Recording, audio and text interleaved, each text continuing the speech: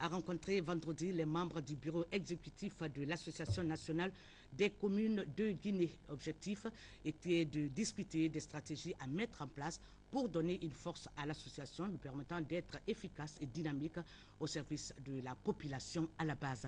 Le compte rendu de Adi Kamara.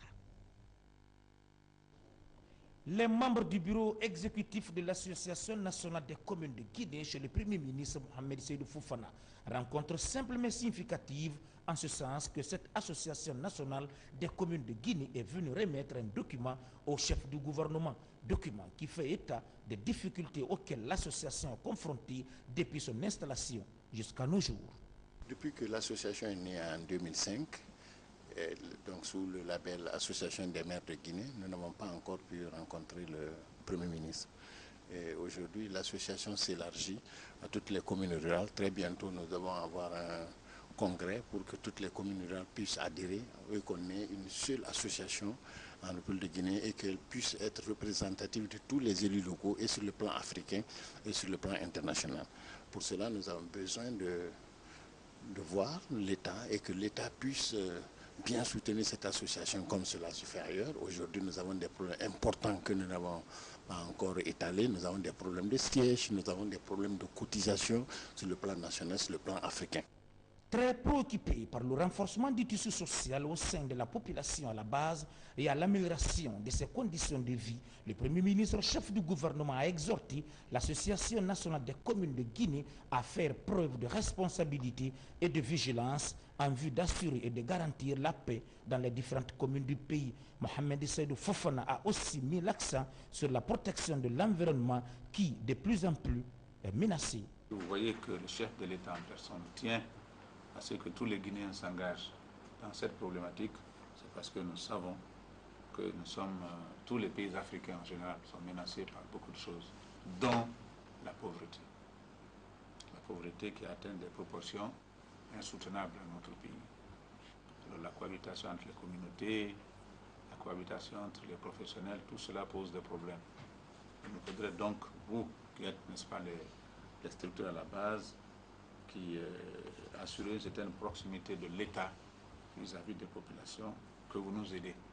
C'est cet appel solennel que je vous lance, M. le maire, et certainement nous aurons à regarder le dossier que vous nous avez présenté au statut et éventuellement peut-être que nous aurons à travailler puisque votre département certainement a déjà fait un travail avec vous.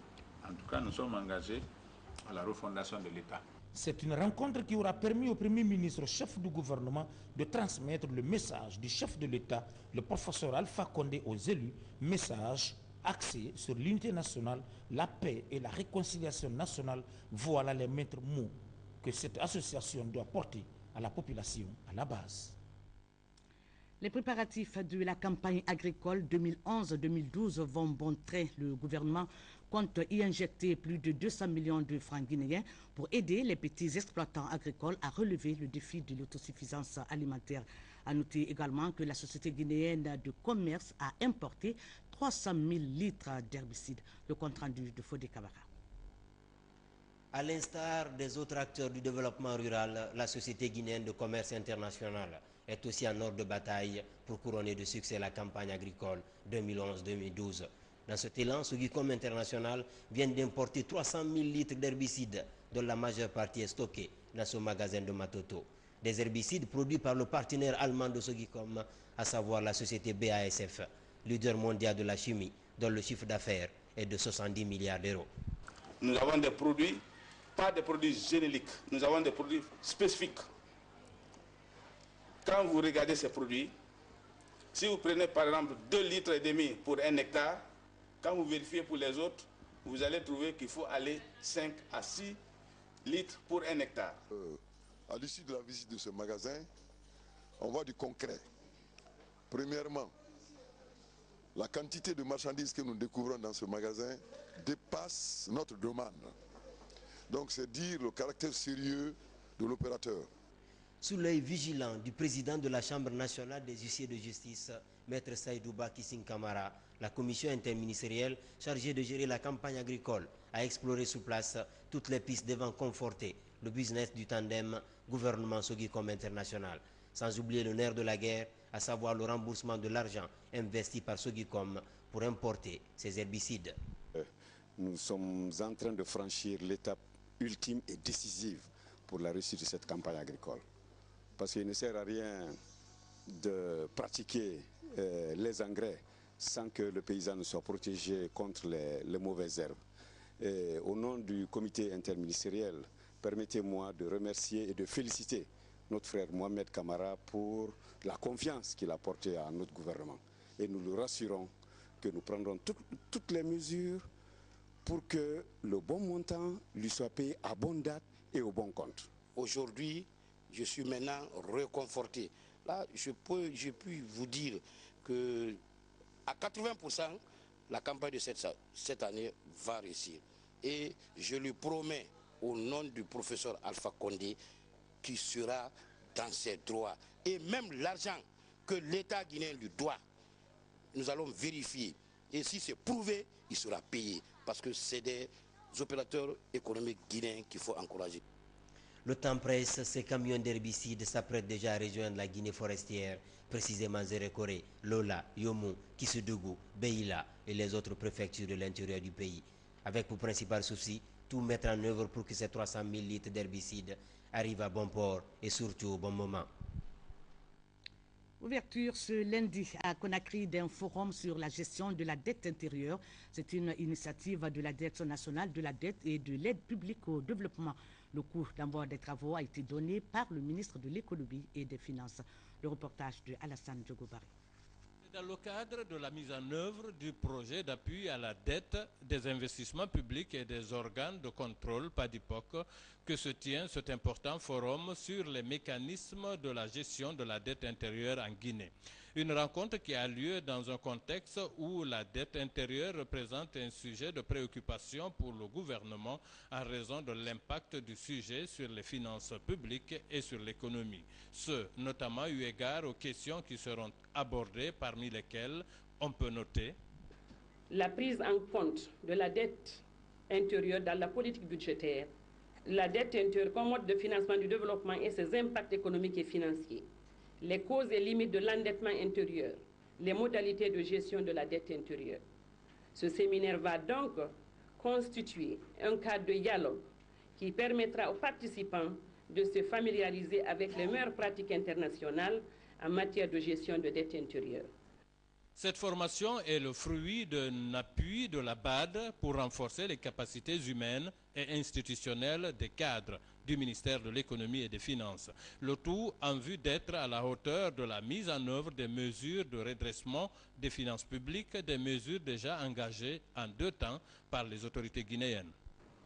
La première mesure est l'audit et le gel de l'ensemble des marchés publics passés en 2009-2010 afin de mesurer le degré d'endettement réel de l'État au-delà des pratiques de surfacturation et de prestations fictives. Cette opération est menée avec l'appui de la Banque mondiale et de la Cour des comptes de France. La seconde opération, qui va bientôt débuter, est l'audit de l'ensemble de la dette intérieure avec l'assistance de l'Agence française de développement AFD.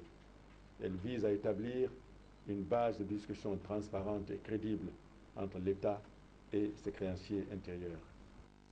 Cette rencontre doit durer 5 jours à l'issue desquels les participants devraient se familiariser avec la dette intérieure de sa naissance à sa gestion ainsi que son règlement.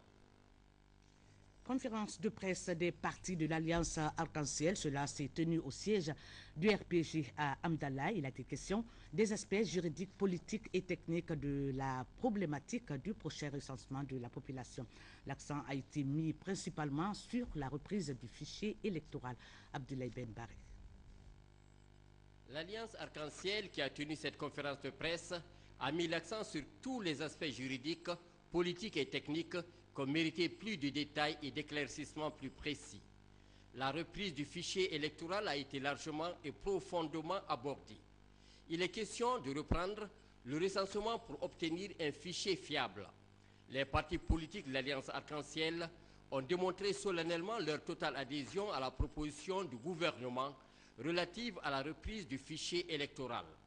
les 112 partis de l'Alliance Arc-en-Ciel ont réitéré leur soutien aux idéaux de changement prônés par le président de la République, chef de l'État, le professeur Alpha Condé. Nous, les partis politiques signataires, réunis ce jour vendredi 6 mai 2011 en Assemblée générale au siège de l'Arc-en-Ciel, déclarons notre adhésion à la proposition du gouvernement relative à la reprise du fichier électoral au moins d'un recensement intégral du corps électoral dans le strict respect des dispositions constitutionnelles.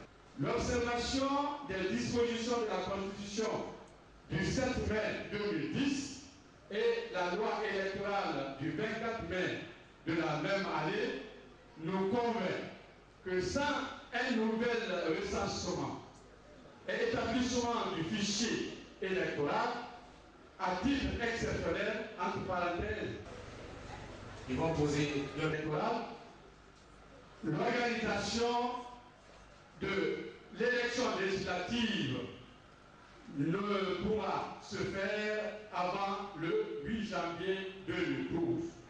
Et réitérons notre soutien au chef de l'État, président de la République, son Excellence le professeur Alpha Condé, et à son gouvernement pour toutes les actions concrètes menées depuis son élection à la magistrature suprême.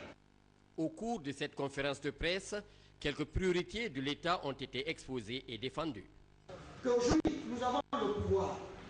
Tout est prioritaire chez nous. Nous sommes des démocrates. Le président de la République, en tant que démocrate, a le souci non seulement d'améliorer les conditions de vote, mais d'améliorer la desserte en eau et en électricité. L'Arc-en-Ciel, dans sa majorité, pour ne pas dire sa totalité, soutient la proposition du gouvernement pour que nous puissions aller de l'avant. La conférence de presse animée par l'Alliance Arc-en-Ciel s'est achevée par une note de satisfaction. Nous terminons cette édition par ce communiqué du Conseil national de la transition. Le Conseil national de la transition porte à la connaissance de tous les conseillers nationaux de la tenue d'une séance plénière le mardi 10 mai 2011 à 11h à l'hémicycle du Palais du Peuple, consacré à l'examen préliminaire du projet de loi des finances 2011. Compte tenu de l'importance de l'ordre du jour, la présence de tous les conseillers est vivement souhaitée. Conacry le 9 mai 2011, signé le deuxième vice-président du CNT, Elhadji Mamadou Saliou Silla. Mesdames et messieurs, merci de nous avoir accordé votre attention. Le prochain rendez-vous avec l'information, Inch'Allah, ce sera à 20h30. Et je serai de nouveau avec vous pour d'autres informations. Bonne suite de programmes télévisés et à tout à l'heure.